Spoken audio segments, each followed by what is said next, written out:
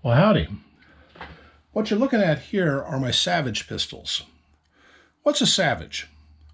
Well, other than some Aborigines derogatory term, what this refers to are two pistols that were marketed by a man named, his real name was Arthur Savage. And he was a American gunmaker, financier, did a lot of things. He was best known for making lever-action rifles and early pump shotguns. His Model 99 was well received, and it was I used to have one. I sold it. I wish I hadn't. Wonderful, wonderful rifle. And his round that went with it, the 300 Savage, basically it was the birth of the 308 Winchester. That was like an elongated 300 Savage. And if you look at most reloading manuals, the reloading data for a 308 will work in a 300 Savage or vice versa. Anyway, he bought a patent that was held by a fellow by the name of Elbert Cyril. And Cyril had designed pistols of this design. His patent was on the rotating barrel that these things have. His idea was that since the bullet was rotating clockwise, if we had the barrel turning counterclockwise as it went through, that would counter the action of the bullet and therefore slow down the action a little bit. And it's called a hesitation blowback system.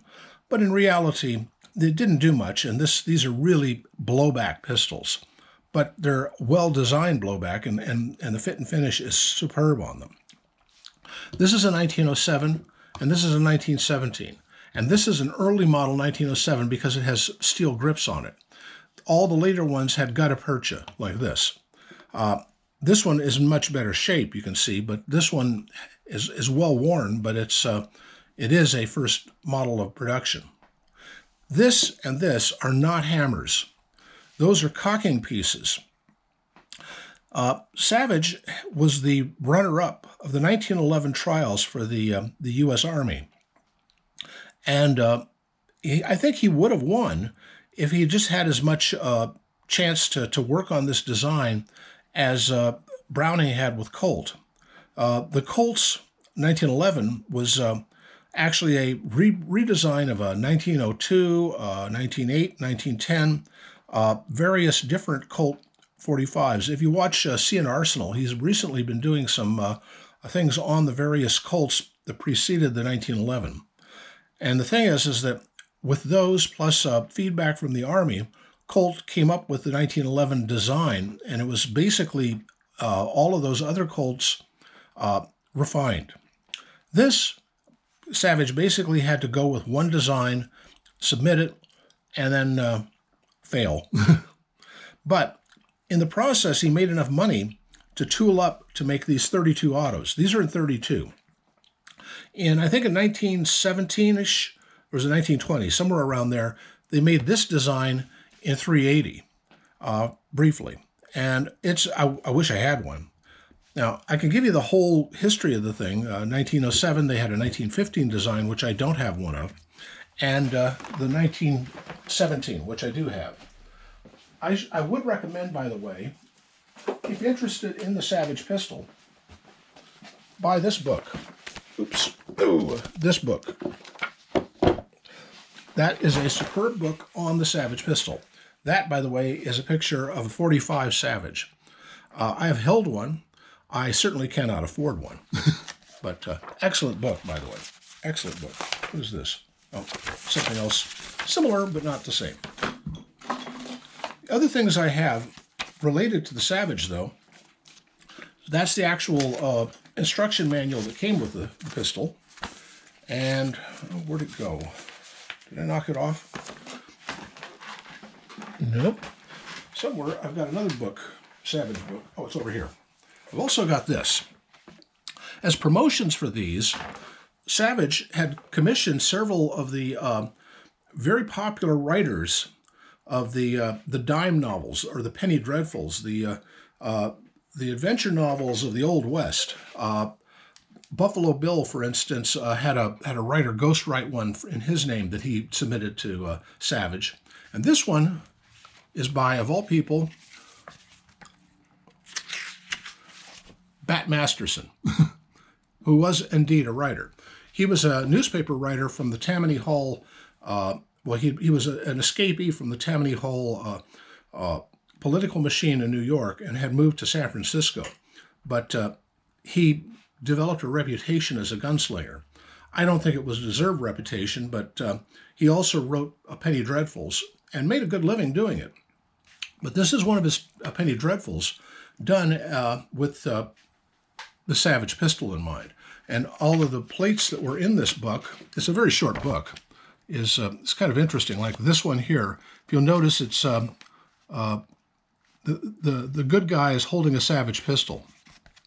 And I think, yeah, this is the one of some people in a Tin Lizzy with holding a Savage pistol on some ne'er-do-well bank or road highwayman. Anyway, interesting thing. Let me show you something else. The takedown on these is quite interesting. First of all, you'll notice this is the magazine latch. You push this in up here, and the magazine falls out. You'll notice the magazine has these two slots. The reason is they changed that. Later, this is the later design. Instead of pushing here, you push here. And this one has a very strong spring on it. Come on now, there. And the magazine comes out. This one uses this lower catch.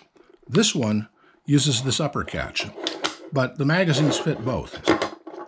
This, by the way, is the very first ever gun that used a double-stacked magazine. It holds 10 rounds. And the advertising blurb on it was 10 rounds quick. Once the magazine is out and you make sure that it's unloaded, you make sure that the safety is off, then, oh boy, okay. Put the safety on to hold it back, grab this piece and turn sideways and extract it. Then take the safety off again,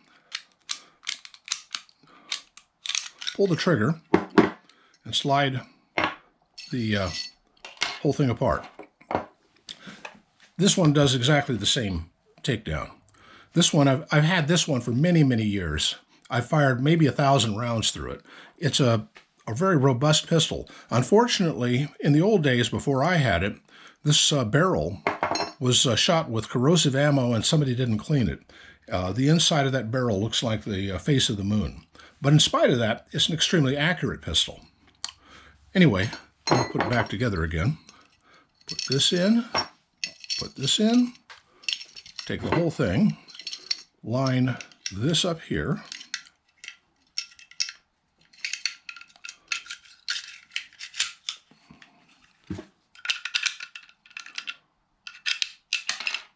oh bother, put my glasses on.